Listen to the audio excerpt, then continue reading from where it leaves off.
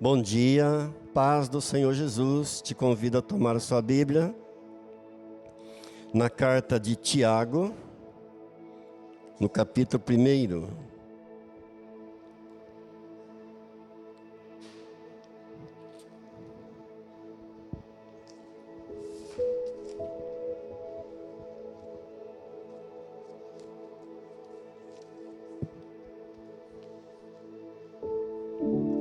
Carta de Tiago, capítulo 1. Nós vamos ler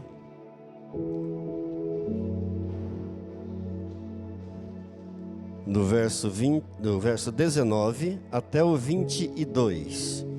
Tiago 1:19. Diz assim a palavra de Deus: Sabeis isto, meus amados irmãos, mas todo homem seja pronto para ouvir, tardio para se falar, tardio para se irar, porque a ira do homem não opera a justiça de Deus. Pelo que, rejeitando toda imundícia e acúmulo de malícia, recebei com mansidão a palavra em vós enxertada ou implantada, a qual pode salvar a vossa alma. E sede cumpridores da palavra, ou sede praticantes da palavra, e não somente ouvintes, enganando-vos a vós mesmos com falsos discursos. Oremos ao Senhor. Querido Deus, querido Pai, graças por Tua palavra. Mais uma vez abrimos nossos corações, te pedimos discernimento, sabedoria, entendimento. Ajuda-nos, ó Deus, a compreender aquilo que o Senhor tem para nos dizer nesta manhã, e já te agradecemos em nome de Jesus. Amém. Bem, esse é um texto bastante conhecido de todos. Já ministramos outras vezes, mas isso não quer dizer que a cada vez que a gente ministra nesse texto, que a gente medita nele, nós não venhamos a extrair preciosas lições. Eu creio que Deus tem coisas maravilhosas para nós nesses poucos versículos que nós lemos. Você sabe qual é a maior preocupação de um pastor, de um pregador? É que suas ovelhas, que seus ouvintes acolham a palavra, entendam a palavra, possam compreender a palavra que está sendo ministrada e, sobretudo, que possam colocar aquela palavra em prática e também transmitir aquela palavra a outros. Esse é o sonho, esse é o desejo de todo pastor, de todo pregador. E então há alguns que dificultam isso, mesmo sem querer. Em que sentido que alguns pregadores dificultam o entendimento da palavra de Deus? Na medida em que trazem uma palavra desprovida de conteúdos, uma mensagem meio vazia, em que o pregador fala, e o ouvinte por fim pensa assim, mas do que esse cara está falando? O contrário também é verdade. Às vezes o pregador traz uma mensagem com muito conteúdo, com tantos temas, com tanta coisa, que a pessoa ouve aquela mensagem e no fim alguém pergunta, sobre o que o pastor pregou? Rapaz, sabe que ele falou sobre tanta coisa? Começou lá em Gênesis, terminou em Apocalipse. Uma coisa foi puxando outra, um assunto foi puxando outro, e ele falou de tanta coisa que eu, para ser sincero, não sei do que acabou falando. Ou então o pregador traz uma mensagem com uma linguagem muito difícil, uma linguagem muito complexa, de maneira que as pessoas têm dificuldades para entender.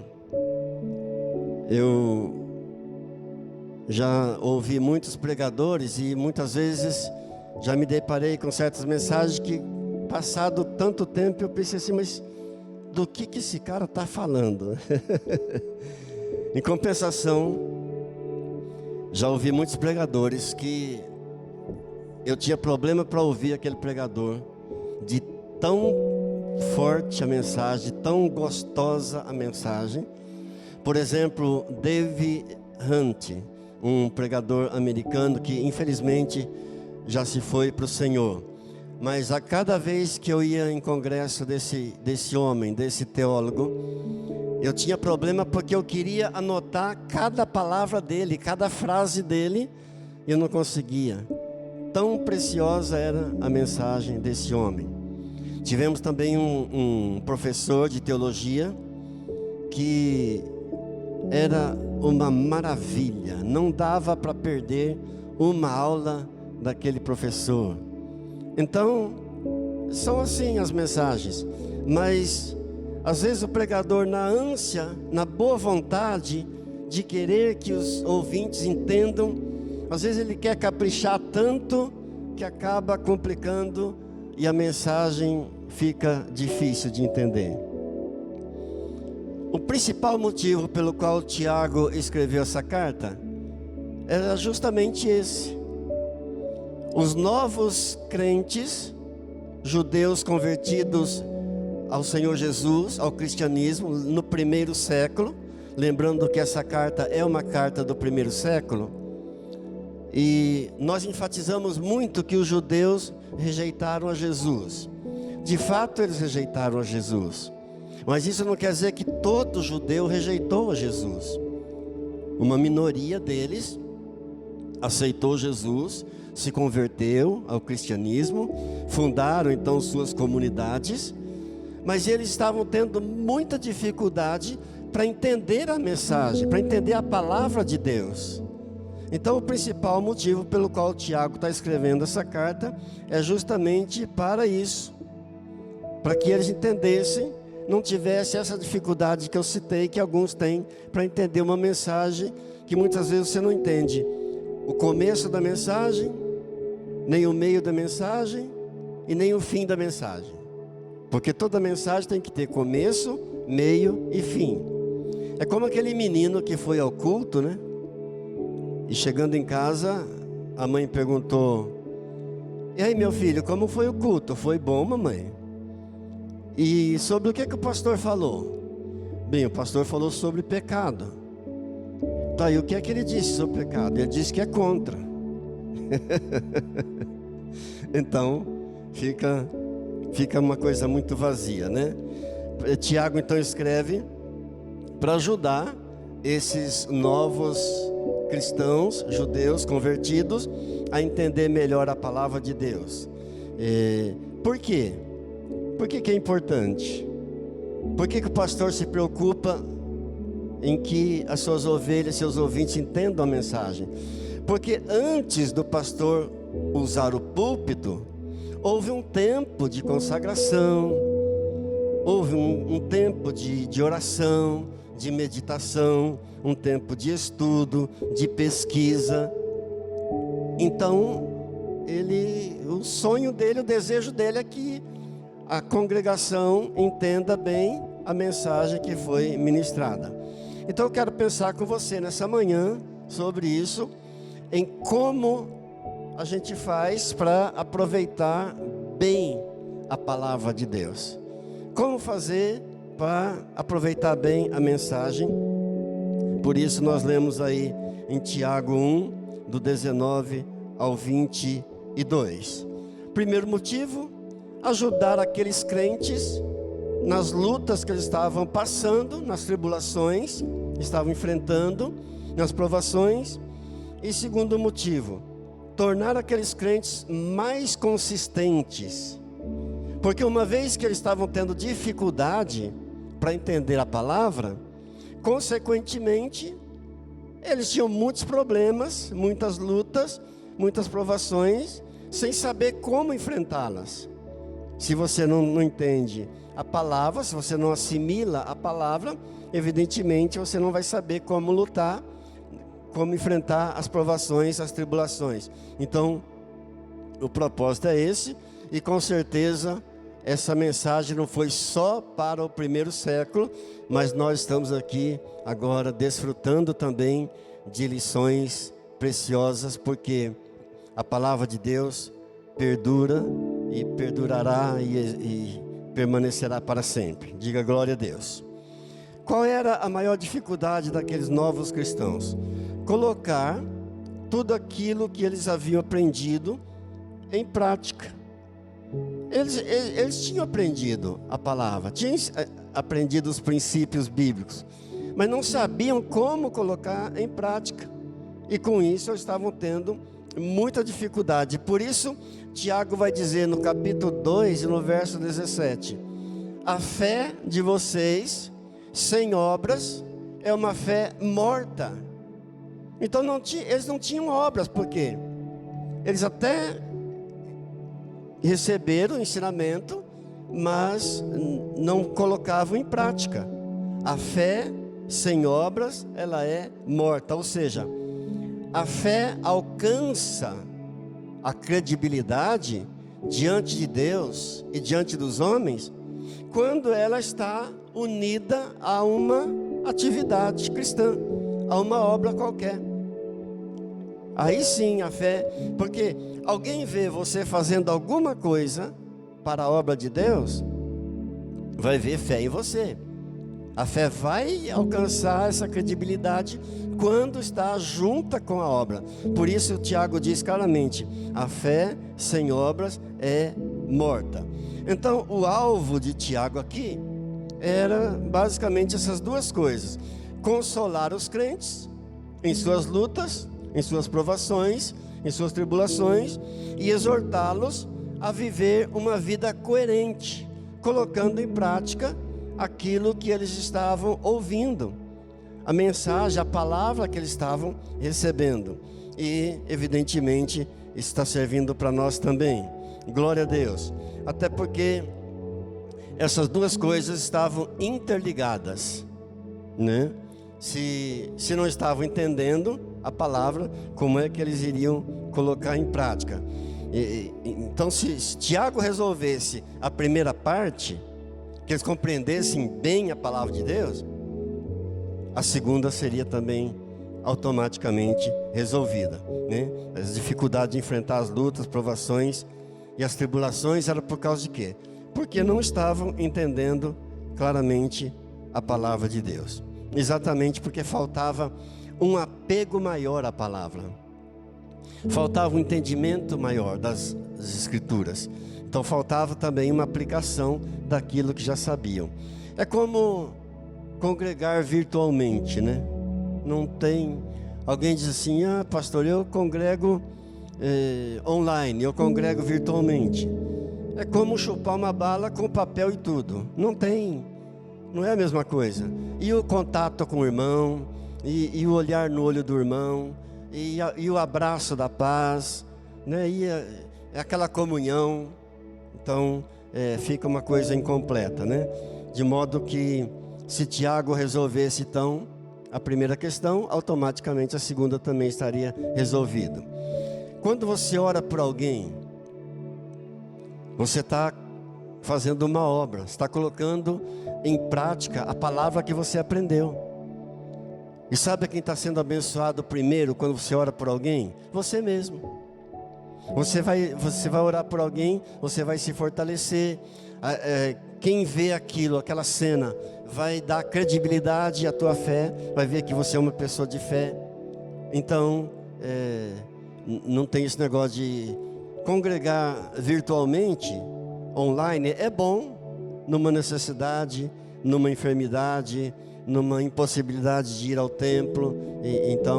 Mas o certo é a gente estar em comunhão mesmo com os irmãos, olhando nos olhos, né, dando a paz, abraçando. Quando você coloca a sua fé em prática, então você está sendo fortalecido. Quando a provação chegar, você vai estar fortalecido. Quando a tentação chegar, você vai estar fortalecido. Quando tribulações, lutas vierem, você então vai estar forte. Eu nunca me esqueço de uma vez estava numa igreja e na hora da palavra de Deus, a pessoa que estava à minha frente se virou para trás e perguntou assim: que horas são? Já tinha tido os louvores, já tinha feito a preparação para a palavra, o pregador anunciou a palavra, todo mundo ali concentrado, com a sua Bíblia na mão, e a pessoa... Eu disse para ela assim, fiz assim, um sinal para ela esperar um pouco. Mas não fiz por maldade não, eu fiz para ela entender que aquele momento era muito oportuno, aquele momento era muito precioso, né? Então, se a pessoa está preocupada numa hora dessa, por que é que nós cantamos 3 louvores antes, nós lemos um texto bíblico, nós lemos um salmo? Tudo é uma preparação para a palavra de Deus, para o momento mais precioso que é a gente entender, para poder entender a palavra de Deus, transmitir a palavra de Deus para outras pessoas, esse é um propósito também, né? E sobretudo colocar em prática na nossa vida. Então, como aproveitar bem a pregação, uma pregação da palavra de Deus? Em primeiro lugar, Tiago diz aí no verso 19 e 20: sabeis isso, meus amados irmãos, todo homem esteja pronto para ouvir, tardio para falar e tardio para se irar, porque a ira do homem não opera a justiça de Deus. Repita comigo, por gentileza: pronto para ouvir, tardio para falar, tardio para se irar. Então ele começa dizendo assim: meus amados irmãos, vocês já sabem, vocês já ouviram. Agora, por que Tiago está dizendo assim, vocês sabem isso? Porque desde o primeiro versículo da carta até aqui ao verso 19, ele já tinha apresentado a eles vários princípios de como ouvir, como aproveitar bem a palavra de Deus. 6 ou 7 princípios de como também enfrentar lutas. 6 ou 7 princípios de como enfrentar tribulações, como enfrentar as provações. Então está dizendo, vocês já sabem, meus amados irmãos, não é novidade o que eu vou dizer para vocês. Vocês só precisam colocar isso em prática. Será que essa mensagem é diferente para nós? Claro que não. Nós precisamos então pegar e colocar isso em prática. Vocês precisam estar prontos para ouvir. Por isso que há toda uma preparação antes da palavra de Deus, antes da mensagem de Deus, para que a gente esteja pronto para ouvir. Vocês precisam estar pronto. E a palavra pronto aqui, traduzida do grego, significa literalmente rápido. Seja rápido para ouvir. Fala de uma abertura do coração, fala de uma disposição para ouvir. Uma pessoa que está no momento da palavra de Deus, ela está preocupada com o horário? Será que ela está pronta para ouvir? Não está. Ela está ali apenas corporalmente, só de corpo presente. Ela tá, a cabecinha dela está em outro lugar, a mente dela está em outras coisas. Então ele está dizendo, ó, seja pronto, seja rápido para ouvir, contrastando com aquilo que ele vai dizer em seguida. Tardio para falar, tardio para se irar. Em primeiro lugar, rápido para ouvir, aí contrasta com o que ele vai dizer em seguida. Seja lento para falar, demorado para falar e mais demorado ainda para se irar. Aleluia. Qual é o propósito? Qual é o desejo? De ser rápido, ter essa abertura do coração, essa prontidão para a palavra, essa disposição, esse desejo, esse gosto pela palavra, para ouvir a palavra de Deus, para crescer, aplicar na vida, aplicar aquilo que recebeu da palavra no seu dia a dia, deixar a palavra de Deus instruir a sua maneira de viver, a sua maneira de lidar com as pessoas, a sua maneira de trabalhar, a sua maneira de conduzir tua casa, conduzir tua família, através da palavra de Deus. Então, muitos sofrimentos, às vezes, muita tribulação, muito problema, nos faz a gente ser tardio para ouvir e não rápido para ouvir. Muita luta, muito problema, muita dificuldade, às vezes faz a gente demorar para ouvir. Você já imaginou? Eu fico pensando, quantas tragédias poderiam ser evitadas se as pessoas parassem para ouvir no momento da ira, no momento da tribulação, no momento da provação, no momento da luta. Um problema familiar, por exemplo. Às vezes falta o marido chegar para a esposa e dizer: esposa, vamos parar, vamos ouvir a palavra de Deus, para essa decisão tão importante que nós temos que tomar. Vamos ver o que é que a Bíblia diz nessa causa que nós estamos para resolver. Vamos ver o que é que a Bíblia diz nessa questão desse filho rebelde que nós estamos tendo esse problema. Vamos pensar, vamos analisar o que a Bíblia diz no caso dessa menina, dessa jovem que apareceu grávida de repente. Vamos ver o que a Bíblia diz nesse problema que nós estamos tendo na empresa, nas finanças. Está faltando dinheiro para nós, para alguma coisa. Vamos ver o que... Vamos consultar o pastor, vamos perguntar para o pastor. Vamos parar e pensar. Eu fico imaginando quanta tragédia poderia ter sido evitada se as pessoas simplesmente colocassem esse princípio em prática, de se dispor a ouvir Deus, a ouvir a palavra, a se voltar para a palavra. Não sei se você já observou, mas via de regra, uma tragédia acontece quando duas pessoas estão iradas, quando dois estão discutindo, no calor, ali na fúria da discussão, da ira, é que acontece uma tragédia. A maioria das mortes, dos problemas, das tragédias, acontece por conta disso. Por quê? Via de regra, deixamos a ira dominar. A gente deixa, às vezes sem querer, mas a ira toma conta. Por isso ele diz no verso 20: olha, a ira do homem não produz a justiça de Deus. Ou seja, não adianta nada a ira do homem, não vai resolver o problema. Que adianta eu ficar irado? Pode observar, toda tragédia surgiu por conta de duas pessoas iradas. Se um chama, vem cá, para um momento, vamos parar, vamos pensar um pouco, vamos ver o que é que a Bíblia diz a respeito dessa questão que nós estamos aqui para resolver. Pronto, o problema já estaria resolvido.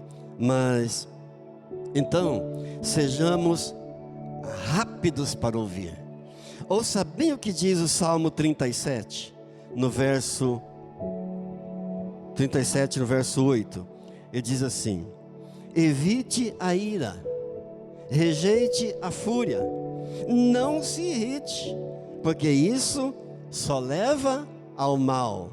Ou seja, a ira, a fúria, a irritação não tem nada de bom para apresentar para nós. Isso só leva ao mal. Diga: Senhor, me ajude a manter a calma, a paz, a parar no momento oportuno, a meditar na Tua palavra, a buscar conhecer o que é que o Senhor tem a dizer nessa questão, nesse problema, nessa luta que eu estou passando, nessa dificuldade que eu estou tendo. Então diz aí: a ira do homem não produz a justiça de Deus. Em contraste com tudo isso, ele vai dizer: porém, seja lento para falar E a primeira coisa que a gente faz normalmente é querer falar. Geralmente a primeira coisa que vem é que a gente já quer falar. Não, seja lento para falar. Geralmente, em primeiro lugar, a gente quer falar, quer xingar, maldizer, injuriar, ficar com raiva. Não, seja lento. E mais ainda, mais devagar ainda, devemos ficar com raiva. Devagar para falar e mais devagar ainda para se irar. É isso que está dizendo aqui. No final do verso 19 diz: tardio para se irar. E a gente não faz o oposto muitas vezes? Ficamos com raiva da esposa, com raiva do marido, com raiva daquele que fechou no trânsito, ficamos com raiva daquele vizinho problemático, barulhento, complicado, ficamos com raiva do vendedor que não foi honesto conosco. Essa semana, por exemplo, fui comprar uma calça, essa calça aqui. Estava na loja, naquela loja que começa com R, termina com Elo. Aí vi essa calça na promoção, gostei da calça, experimentei, sob medida, 119. Fui pagar, a moça disse: o senhor não quer fazer um cartão da loja? Ganha 20% de desconto. Eu falei: só de fazer o cartão? Só. Falei: então, claro que eu quero fazer, né? Fiz o cartão e ela me perguntando sobre a Bíblia, que falou: ah, que beleza que o senhor é pastor, me chavecando, para eu não fazer nenhuma pergunta para ela do que ela estava intencionada. Terminou o cartão, eu fui pagar. Ela falou: não, o senhor não precisa pagar agora. Eu falei: não precisa? Ela falou: não, só lá em julho. Eu falei: mas que beleza. Há um ditado, né? A esmola, quando é demais, o santo desconfia. Mas o santo não desconfiou. O santo foi para casa todo feliz. Puxa, ganhei 20% de desconto e ainda vou pagar só em julho. No dia seguinte, a mensagem chega no celular: a sua compra de R$119, parceladas em 8 vezes de 25. Aí eu corri lá, né? Falei, ela não estava, ainda bem que não estava. Falei para a pessoa, primeira coisa que veio, a raiva da pessoa ter usado de má fé, de não ter esclarecido.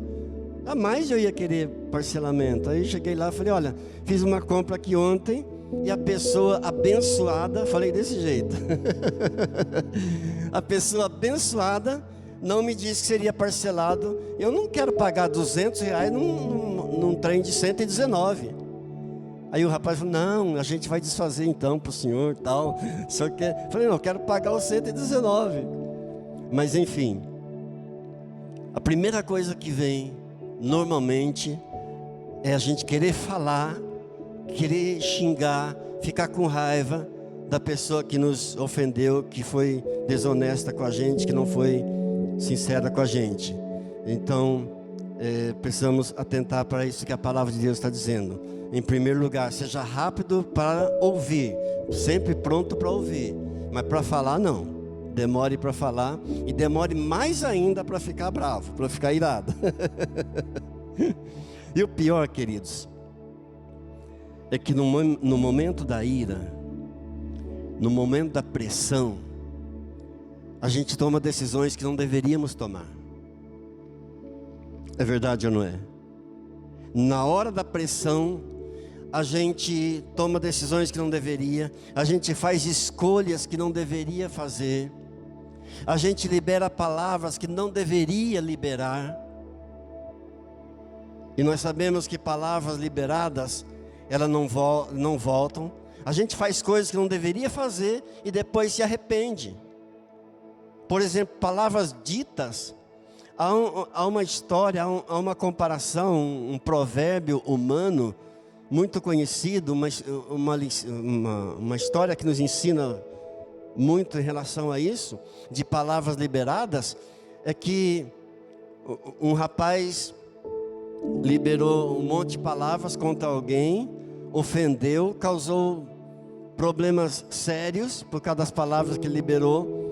Então se arrependeu e procurou um sábio, procurou um sacerdote, digamos, e disse: olha, eu liberei um monte de palavras e eu me arrependi, causei muito mal para a pessoa, e o que é que eu faço agora?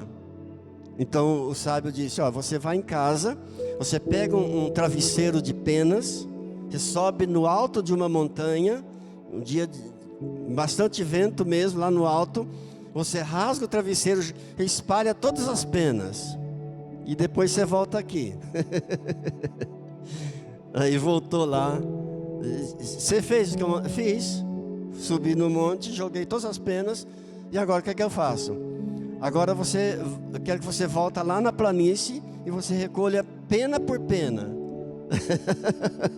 Então o homem disse: mas isso é impossível. Exatamente a mesma coisa com as palavras que você liberou. É como você querer catar penas que foram soltas ao vento, né? Não tem condições. Então, em primeiro lugar, esteja pronto, de prontidão para ouvir, contrastando com o que ele diz aqui em seguida: tardio para falar e mais demorado ainda para ficar irado. Esse foi o primeiro ponto da mensagem de Tiago aqui, pronto para ouvir.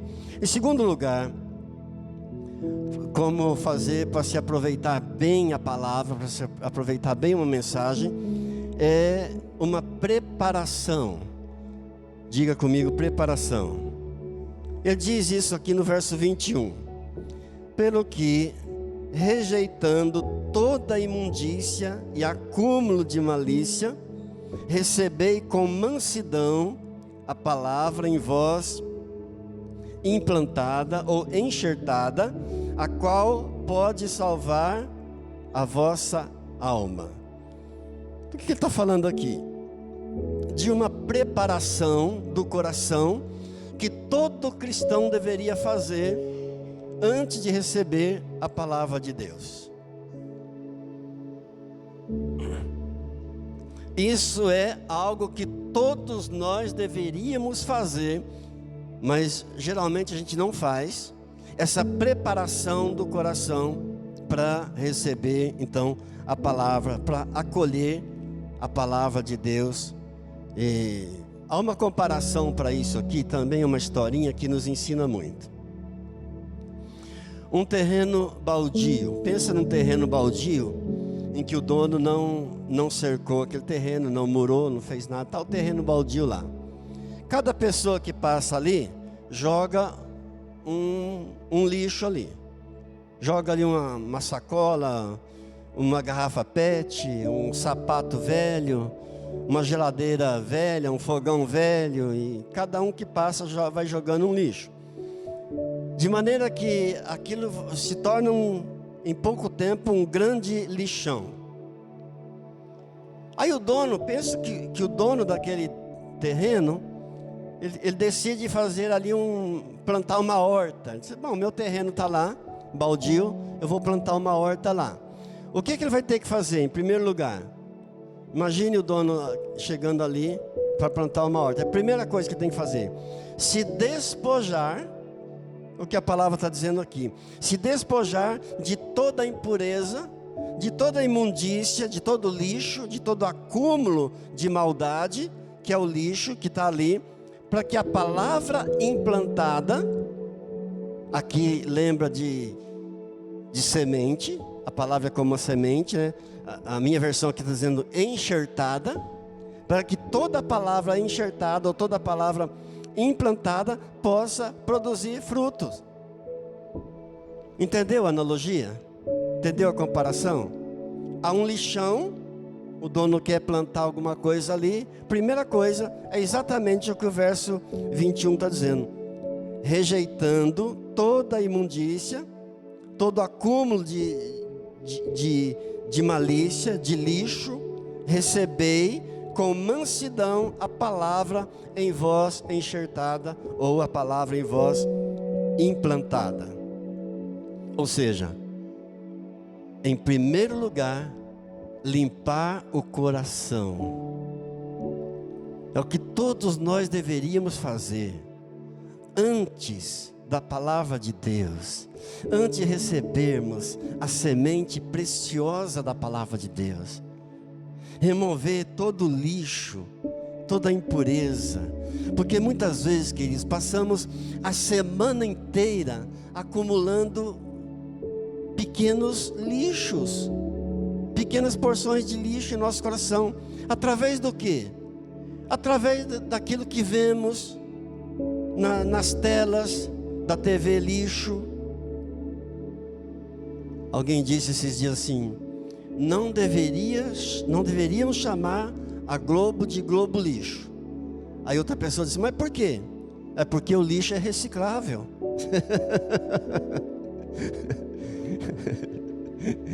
Então muitas vezes passamos a semana inteira acumulando pequenos lixos, através daquilo que vemos nas telas, na internet, através de conversas que nós temos com pessoas, daquilo que nós ouvimos, daquilo que nós,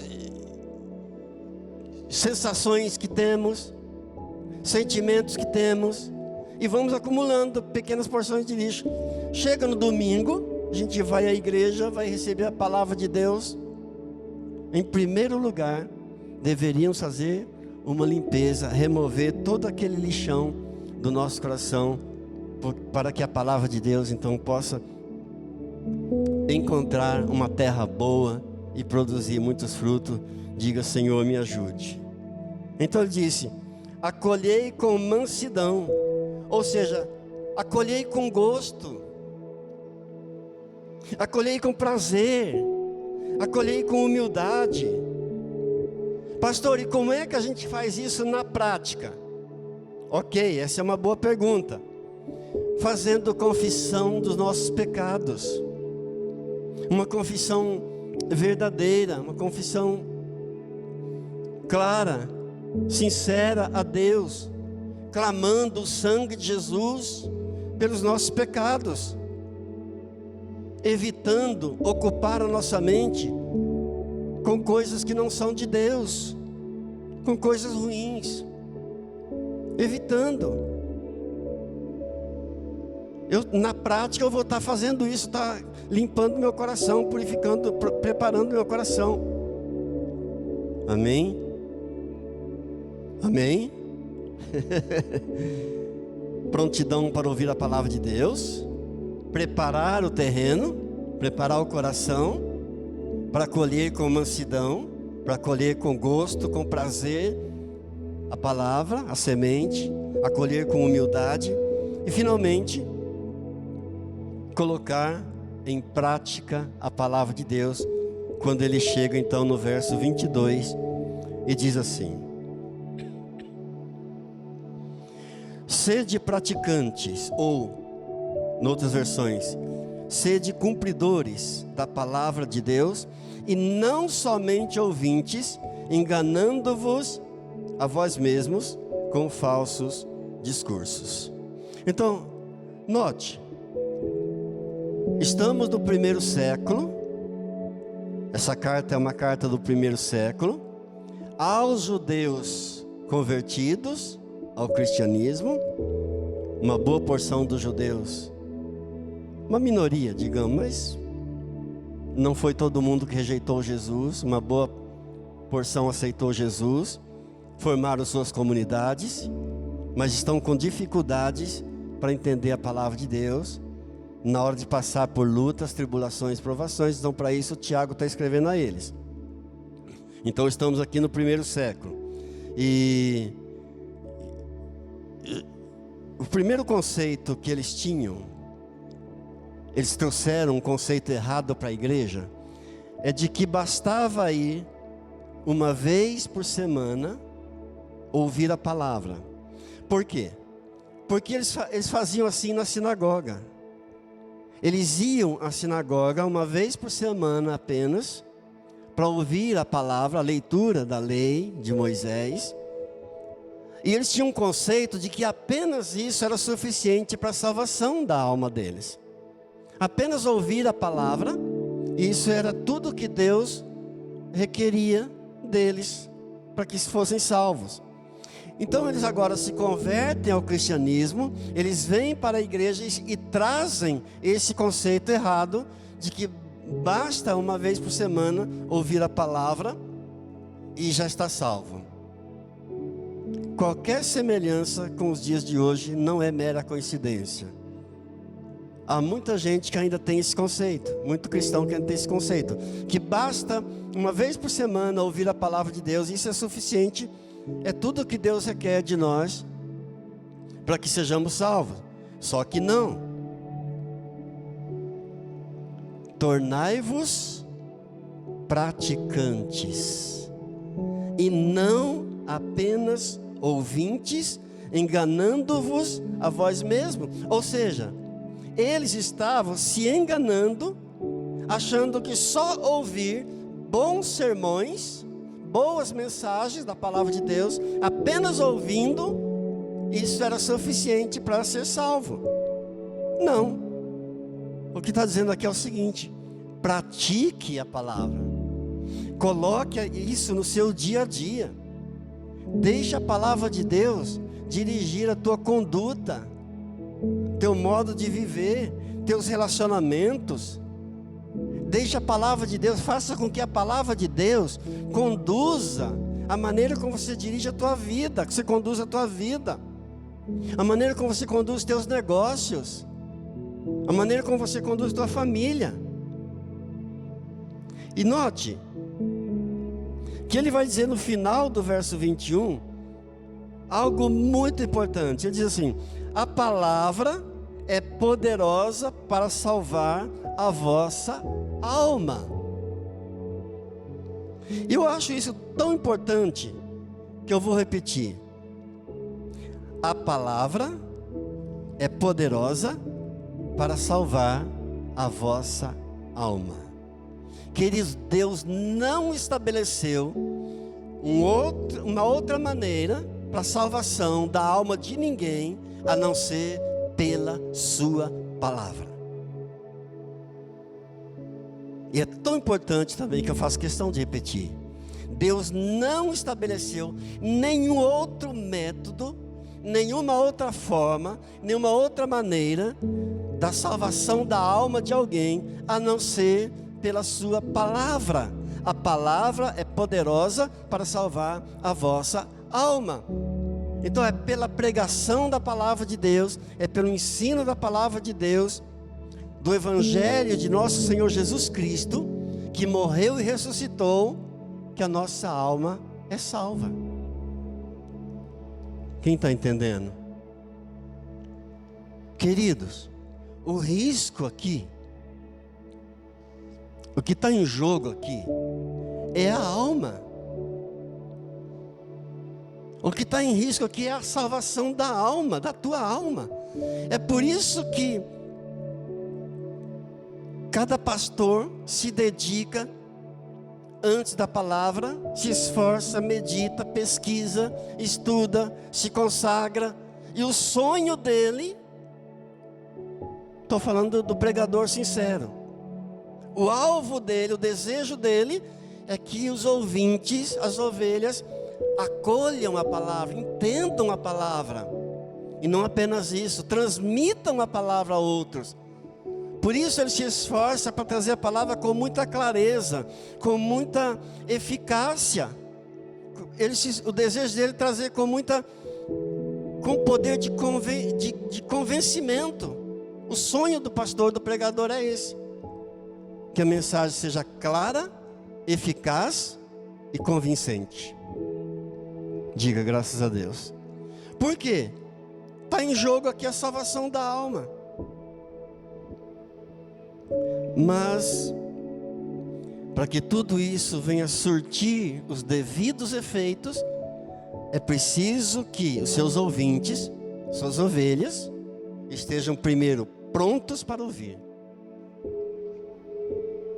sejam lentos para falar e mais lentos ainda para se irar.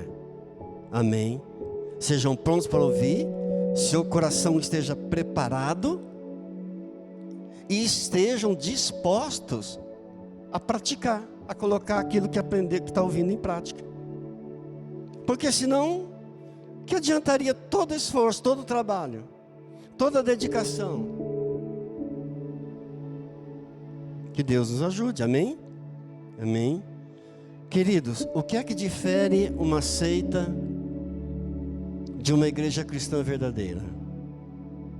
Você sabe qual é a principal diferença de uma seita para uma igreja verdadeira, cristã verdadeira? É que toda seita oferece sempre alguma coisa a mais além da palavra. Tem um acréscimo além da palavra, que é Jesus para a salvação. Que Jesus é a palavra e a palavra é Jesus.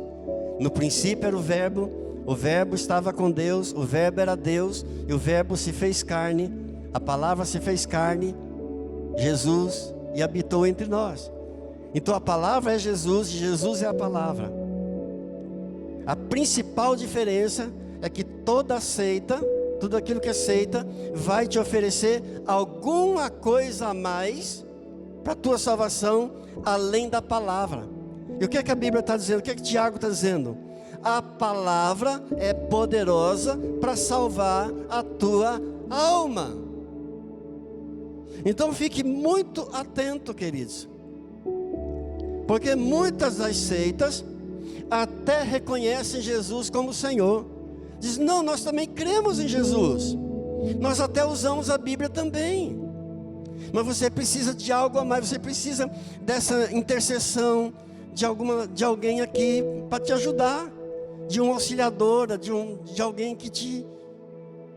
Ou então Jesus é o Senhor, nós cremos nisso, nós temos aqui a palavra, mas você precisa crer também no que esse homem que escreveu, que Joseph Smith, por exemplo. Você precisa crer nos escritos dele também como palavra de Deus. Não, Jesus para nós é o Senhor, nós cremos nisso, nós temos a Bíblia também, mas você precisa crer nos escritos de Ellen White também, que também tem o mesmo peso das Escrituras. Então, vai sempre acrescentando, querendo colocar alguma coisa a mais, algum ajudador, algum acréscimo, além da palavra, sendo que a Bíblia diz que a palavra é poderosa para salvar a vossa alma. Não, você precisa, a gente crê em Jesus, sim, Jesus é bom, a Bíblia é boa, mas você precisa também do Evangelho que Allan Kardec escreveu. Não é só o Evangelho de Jesus Cristo, não. Você precisa também do Evangelho segundo Allan Kardec. E assim, vão acrescentando uma coisa após outra. Isso invalida a obra de Jesus na cruz do Calvário. Se a nossa salvação, se a salvação da nossa alma estivesse restrita a uma igreja, a uma placa de alguma igreja, se a nossa salvação da nossa alma estivesse restrita a um homem, a um pregador, a uma doutrina de homem, a um dogma de alguma religião, se a salvação da nossa alma estivesse em uma religião, Jesus teria morrido em vão. Ele é supremo, superior em todas as coisas. O Pai submeteu todas as coisas aos seus pés. Por isso eu estou aqui há 20 anos pregando a palavra, pregando Jesus. Enquanto o Senhor me der fôlego de vida, eu estarei pregando a palavra. Quem estiver aqui vai ouvir a palavra, vai ouvir Jesus, porque a palavra é poderosa para salvar a nossa alma. Curve sua fronte, por favor. Querido Deus, querido Pai, fizemos uma reflexão simples da Tua palavra, Senhor, que é tão poderosa, Deus. A Tua palavra é tudo para nós. Jesus, Tu és a própria palavra. Oh, a palavra é o Senhor, e o Senhor é a palavra, porque no princípio era o Verbo estava com Deus, o Verbo era Deus, o Verbo se fez carne e habitou entre nós. Senhor Jesus, tributamos a Ti nesta hora toda a glória devida ao Teu nome, todo louvor, toda adoração. Senhor Jesus, naquela cruz estavam os meus pecados. Sim, eu fui a causa da Tua ferida. Teu sofrimento, Senhor, era o resultado das minhas transgressões, dos meus erros, dos meus fracassos, dos meus pecados. O Senhor morreu para me salvar. Não existe outra maneira. O Senhor não nos deu, o Pai não nos deu nenhum outro critério, nenhuma outra forma, nenhum outro método para que a nossa alma seja salva, a não ser pela palavra. Eu te peço perdão, Senhor. Eu sei que o Senhor me ama e que o Senhor me aceita. Diga isso para Ele. Eu sei que o Senhor me ama, eu sei que o Senhor me aceita. Então te peço perdão, Senhor, por ter traído ao Senhor, por ter pecado, transgredido contra o Senhor. Muito obrigado porque o Teu amor me atraiu. E é nesse amor que eu quero viver até o fim. Pai Santo, Pai querido, eu me sinto perdoado. Eu me vejo perdoado pelo Senhor. Eu me entrego totalmente em Tuas mãos.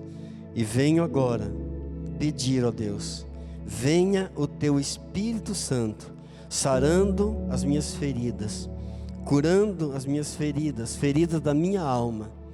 Eu me aquieto, Senhor, na Tua presença. E recebo a Tua cura, Deus. Recebo a Tua paz, ó Deus. A Tua paz que excede todo entendimento em Cristo Jesus. Levanto, ó Deus, as minhas mãos para Ti e confesso com a Tua graça, Pai, sou um perdoador. Eu perdoei todos quantos me feriram, Senhor.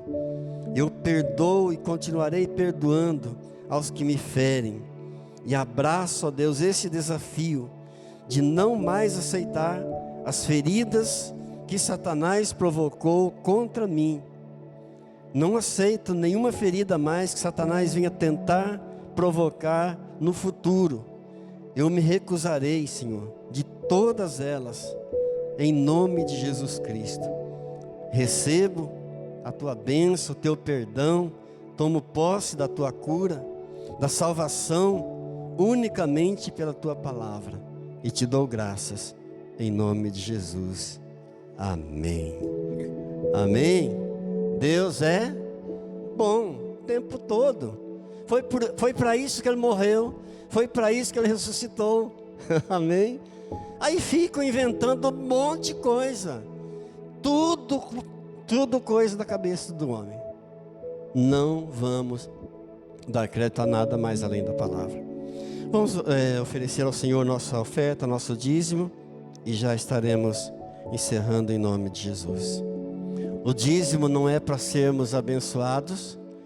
Nós damos o dízimo porque somos abençoados. Nós damos a oferta porque somos abençoados. Amém. Pai, muito obrigado por esse momento. Obrigado por essa palavra, pela mensagem. Não queremos ser apenas ouvintes, mas praticantes dela. Queremos estar sempre de prontidão para ouvi-la. Ser tardio para falar, tardio para se irar. Com o coração preparado, ó Deus, e transmiti-la de acordo com o desejo do Senhor. A graça do Senhor Jesus, o amor do Pai e a comunhão do Espírito Santo seja sobre a tua vida, sobre a tua casa, a tua família, hoje e sempre. Digam amém. Glória a Deus, o Senhor abençoe.